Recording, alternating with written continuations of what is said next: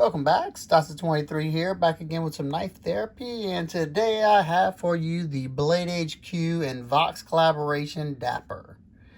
The Dapper in this configuration with the natural canvas micarta stonewash blade is $150. It also came in green canvas micarta for the same price.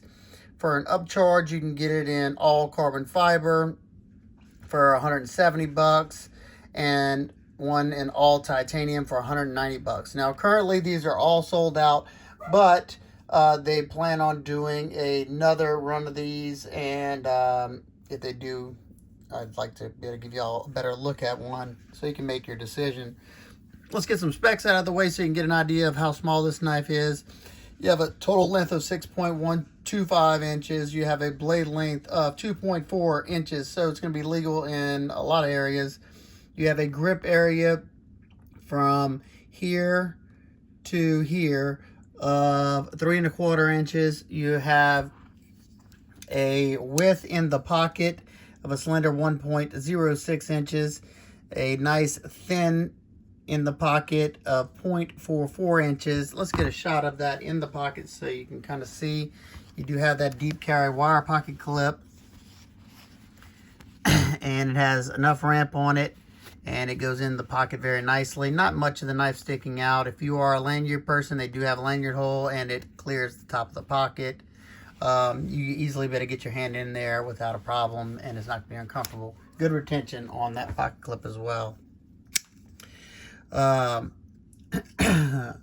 You have a blade stock thickness of 0.135 inches or 135 thousandths, and you have a pretty thick behind the edge thickness of 21 thousandths from about here to here, right here in this heel, and then it gradually goes up to 26 thousandths all the way to the tip. So not gonna be the most svelte slicer on the block. Let's get a closer look at this. You have a very beautiful clip point, Lenny clip point style blade shape. That's what they were going for. This nice top swedge up here. Very robust tip. Stays rather thick to the tip. You have a crown spine with some jimping that is effective. It's not too harsh. And you also have some jimping underneath here because they're using that as a choil area. I like how they use that extra space. You don't have a sharpening choil. The edge termination goes all the way to the ricasso. And it is also crowned as well. And another thing that's crowned is the back spacer, which is rounded, crown, whatever you want to call it, with a gear pattern that does sit a little proud from the liners. Close it up. You have a very minimalist flipper tab with jimping up here that definitely gives you traction. Nice positive detent and a very snappy action. It is riding on ball bearings, and it has a ceramic detent.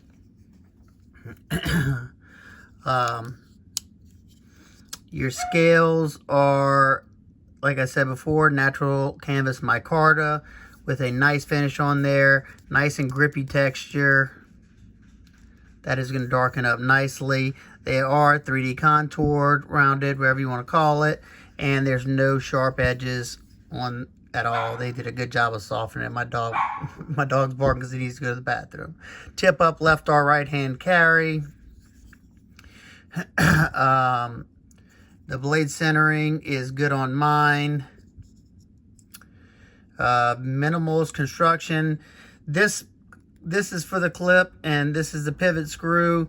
The body screws are underneath the micarta because there are inset stainless liners in there. Titanium backspacer, if I didn't say that already.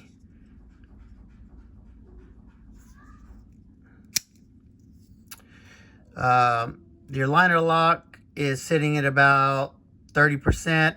It looks like it's a lot earlier than it is because this portion right here is not that's not the, let's see, this right here is not where it's making contact with the lock face. If I could show you, the actual tang is sitting inside right there. So it is a little deceiving, especially because if you look at this area right here, it is rounded. So it looks like if that was flat, it would be, you know, making, you know, you would be able to see that it's more contact. But at first glance, I thought that it had way too early of a lockup, but I did spine whack it, you know, and I didn't have any problems whatsoever. Speaking of, no up and down whatsoever, bank fault, lockup, no left to right. I mean, I could probably flex a little just because, you know, because of thin liners like that, but nothing to be concerned about. Ergonomics are good. You know, Vox is excellent at that. You got this forward portion right there. This finger falls into that choil, and then it swells out right here to fill out the hand. So nice and comfortable for its size.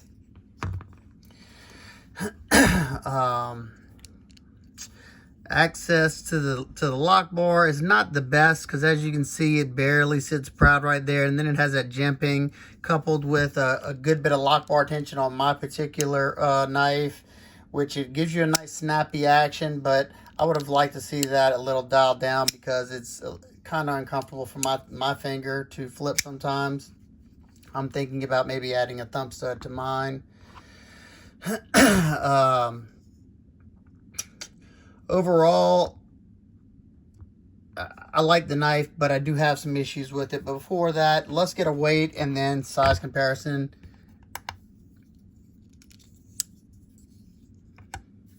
.47 ounces, excellent. You know, it's right at that ounce and inch that some people have to have, but to me, that's super light regardless. Let's get some size comparisons with some other Vox knives, because he's my favorite designer pretty much. So you got the Polarge, which you can see is larger, and then the Polar, which is almost identical in size. The Polar is a little bit shorter. My dog's going crazy if y'all can't hear him. Then you got the CRKT Piet, which is larger, and then the compact Batum, which is also just a tad bit larger. We got the mini bug out, which is larger, and then the Archbishop, which is just barely larger, but it's a good size comparison. Alrighty, so let's talk about some of my nitpicks and complaints I have with this knife. First of all, it has a pretty crappy asymmetrical grind. As you can see, it starts out skinny here, fattens up, and gets really fat toward the tip. It's because it's you know, getting thicker. You know, they didn't thin this out whatsoever. And then you can see where the grind winds out there. And look how fat it is on this side. And they actually gouged it at the tip. So it's got a little indentation right there. The edge termination is kind of wonky. It's already starting a little recurve right there, you can see. Another, you know, very minimal fit and finish issue where they crowned this portion right here. You can see they didn't finish it. It's got a dent right there. Just something that, you know, you don't like to see for, you know, spending that kind of money. I already talked about strong lock bar pressure. Another thing, this is just an aesthetic thing, but you got a satin screw here, satin screw here, satin screw here, satin pocket clip, and then you have a polished pivot. What the hell is that? I mean, that doesn't go with anything on the blade, not even the edge. Maybe the inside of these liners, but you don't see that. I don't understand. I'll be changing that. I don't think it looks good anyway. It's polished. Overall, I like the knife. I think it'd be a useful, you know, the best thing about these clip points are, you know, you got that scoop down right there, so you can pinch the blade, put your finger right there. You have real good control of that tip, or that belly works great for slicing game, so you don't get too deep into it. Something that I grew up on whenever I was younger. I used to do a lot of hunting, and I did a lot of field stripping, and a good clip point blade, Bowie blade, you know, with that belly helps you to, you know, get in there and skin the game. So, you know, use this as a, you know, as something to detail. So you detail that point, pulling it through, put your finger right there to get through, you know, package, so you don't want it to get all the way into it. There's several uses for the blade shape. I know it's not the most useful blade shape. I probably prefer Warnies if I'm going to be an all-around user, or something like that, a drop point. But they all have a lot of useful aspects to them. Let's see. So overall, you know, if they do a second run of these and none of those things I nitpicked and complained about bother you and not deal breakers, then I'd say give it a shot.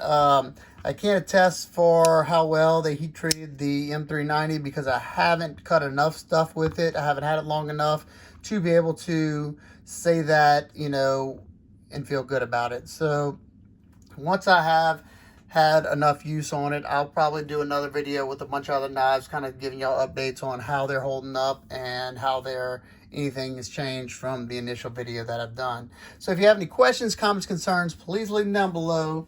If you're not already, subscribe to Stasa23. And if you like this video, hit the thumbs up button so I know you enjoyed it and I can keep giving y'all content. All right, guys and girls, hope everybody's having an absolute wonderful day, and I'll see you in the next one. Peace.